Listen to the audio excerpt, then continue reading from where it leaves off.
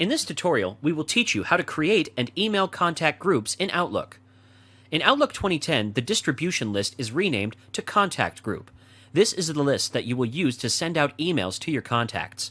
It is easy to create contact groups once you have created your contacts. Start by clicking the Contacts icon in the navigation pane. Then click on the New Contact Group icon. A new window will open. The first thing you need to do is give it a name, which is Office Staff in this example. Once you have named the group, it will be visible in the contacts. To make it appear right at the top, change the name by double-clicking the group and in the name bar add an underscore sign before the name. Once you have made the group, now you will have to fill it with contacts. To add contacts to the group, click on the group and click on the Add Members icon. It will show you options from where you can add members to the group. In this example, we will add members from the Outlook contacts. Once you select it, a window will appear showing you all the members, and you can add them by double-clicking on the contact. After selecting the members, click OK. A list of the selected members comes on the screen. Click Save and Close.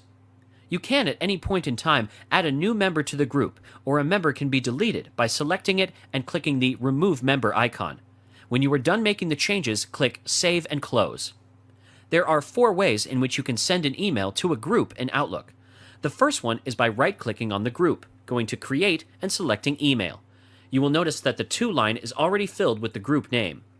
The second way to send an email is by opening the group, going to the Communicate panel, and clicking on the Email icon. The third way to send an email is by going to the Folder list. The advantage of Folder list is that you can see your contacts and mailbox at the same time, and drag the group in the Inbox folder. The fourth way to send the email is simple. You just have to click the New Email icon. A new email window will open. In the To bar, type the first few letters of the contact. In this example, type in underscore sign, and the group name will appear. Fill in the subject line and the body of the message. In Outlook, you can eliminate a group member to whom you do not want to send the mail to.